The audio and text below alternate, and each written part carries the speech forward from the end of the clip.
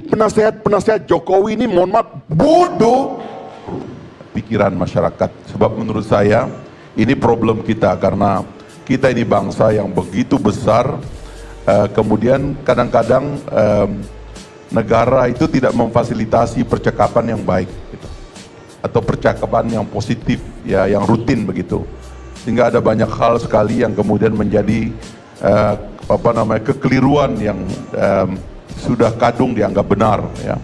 Nah sebetulnya ini bisa membantu. Saya kemarin mau kembali ke 212 dulu Bang Karni. Saya sengaja mengutip pengajian di Istana Bogor ya Pak Kiai. Mohon izin tadi ayatnya juga dibaca oleh Pak Kiai. Karena saya melihat di Istana Bogor itu kemarin ada 2 ayat Al-Quran yang dibaca oleh qoriah kita ya, seorang qoriah juara dengan sangat indah sekali. Surat Al-Baqarah ayat 143 dan surat Al-Fat ayat 29. Al-Maidah ayat 143 itu sebenarnya Al-Baqarah ayat 143 itu sebetulnya memang ayat-ayat yang dibaca untuk menjelaskan karakter dari orang Islam ya. Tadi sudah disebut oleh Pak Kiai, wa kadzalika ja'alnakum ummatan wasatan litakunu syuhada'a 'alan nas. Dan demikianlah Tuhan menjadikan kamu sebagai umat pertengahan yang moderat begitu, sebagai saksi di antara manusia. Karena dia moderat, netral, maka dia menjadi saksi. Maka saya gunakan ayat ini karena dibaca di istana untuk menyerang satu kampanye yang sekarang sedang dilontarkan oleh orang-orang barat terutama, dengan begitu banyak peristiwa yang dinisbatkan kepada orang Islam, terorisme, radikalisme dan sebagainya itu. Terorisme dan seterusnya itu yang dinisbatkan kepada orang Islam. Nah, oleh sebab itu saya menggunakan dalil ini untuk menyerang itu dan mengembalikan narasi positif orang Islam, tidak saja di tempat lain, di dunia lain, tapi juga di Indonesia, untuk menenangkan mereka. Tenanglah bahwa kau ini adalah umat yang pertengahan, umat yang moderat, begitu ya. Kalau ada ekstremitas, benahilah, ya, perbaikilah. Kalau ada di antara kita ini yang menjadi ekstrim dan sebagainya, benahilah. Sebab pada dasarnya kita adalah ummatan wasatan litakunu syuhada'a 'alan nas wa yakuna rasula 'alaikum syahid. Dan nanti Nabi baru mau bersaksi untuk kamu. Kalau kamu menjadi orang yang moderat, baru Nabi itu mau ngakuin kamu, kan kira-kira begitu. Jadi ini harusnya menjadi khutbah yang besar untuk menenangkan orang yang besar ini gitu. Bukan malah dibalik. Ini kan ada tren dibalik. Mengkhotbahkan bahwa kamu ini penyimpan teroris, kamu ini radikal, kamu itu mengandung ajaran-ajaran yang diskriminatif dan sebagainya. Ini terus didengungkan. Gelisah orang. Jadilah bangsa kita ini goyang dan goncang karena naratif itu. Itu yang saya ceritakan tentang Justin Trudeau, itu Perdana Menteri Belanda, anaknya Pierre Trudeau. Saya senang sekali dengan Trudeau. Dia waktu orang menolak imigrasi karena ancaman ekonomi atau ancaman terorisme yang dicitrakan, nanti imigran-imigran ini akan bawa bom dan membunuh orang-orang di negara tujuan. Orang lain tuh demonstrasi anti imigran. Justin Trudeau mengumumkan Kanada terbuka untuk imigran. Bahkan menyampaikan pakai bahasa Arab, ahlan wa sahlan fi biladikum, selamat datang di negaramu. Tenang itu negara. Tapi coba lihat tuh Amerika misalnya, orang bunuh-bunuhan, orang saling tembak karena yang besar ini dibikin tidak tenang. Saya takut itu ya, ada sekarang ini khutbah untuk membuat yang besar ini tidak tenang. Padahal harusnya dalil itu yang dibaca di Istana Bogor itu kita pakai untuk menenangkan. Wa kadzalika ja'alnakum ummatan wasatan. Kalian ini umat terbaik, umat pertengahan, moderat, dan Nabi jadi saksi atas kamu. Kalau kamu moderat, kan begitu harusnya. Nah, dalil ayat kedua yang dibacakan ini yang saya bilang ruang kita untuk berdebat. Muhammadur Rasulullah walladzina ma'ahu asyidda'u 'alal kufar. Tadi yang disebut oleh Bung Egy sebagai seolah-olah diskriminatif, itu hati-hati juga. Karena itu adalah bahasa di ruang agama kita. Muhammad Rasulullah itu dan orang-orang bersama dia itu tegas kepada orang kafir dan kasih sayang sesama mereka. Ini kan percakapan di ruang Nabi, di ruang pribadi kita. Saya sering mengatakan, jangan istilah kafir ini bikin kita tegang. Kafir itu terminologi dalam agama, dalam kitab suci. Dan semua kitab suci mengandung anasir-anasir itu. Kita suka atau tidak. Karena begitu kita lingkar diri kita, ini agama kita, maka yang lain punya definisi dengan caranya masing-masing. Nggak usah tegang. Saya terima menjadi kafir bagi agama lain, kenapa? Karena memang saya berpegang kepada iman saya. Tapi ini nggak kemudian dicurigai, bikin orang cemas. Seolah-olah kalau ada kata kafir dalam Al-Quran, itu kemudian Quran menjadi kita fundamentalis. Kan kacau ini. Yang kita pastikan tidak ada kata kafir dalam konstitusi, kan itu aja.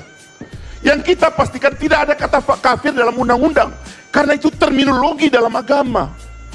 Begitu dong ngomongnya. Jangan kemudian terus-menerus mengkompori orang, Islam ini nggak relevan, perlu reformasi. Ini banyak sekali hate speech di dalam Al-Quran. Ini apa omongan-omongan kayak begini gitu loh.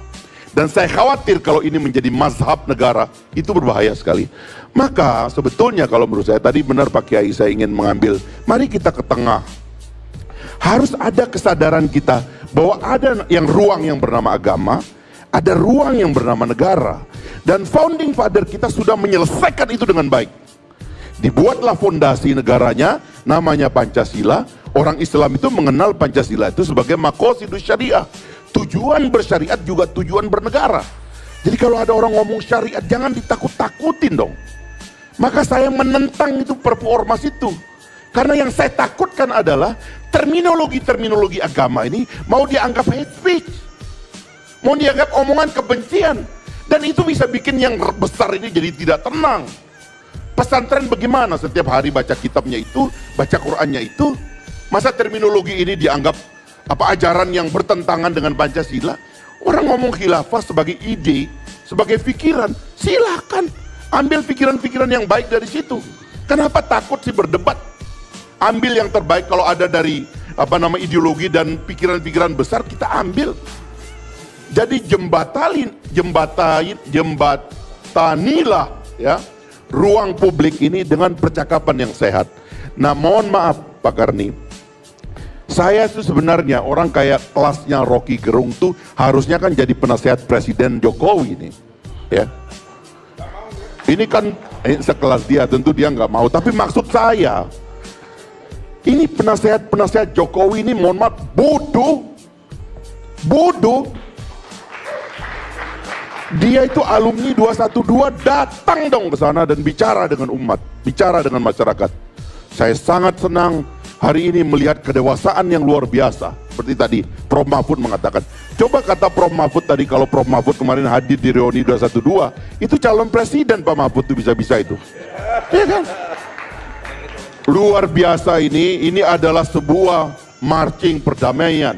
Satu kedewasaan yang dahsyat. Satu tingkat peradaban yang tinggi. Saya sebagai presiden mengucapkan terima kasih kepada saudara-saudara. Saya mungkin belum bisa seperti saudara. Saya akan belajar supaya bisa seperti saudara mengorganisir kehidupan yang lebih baik.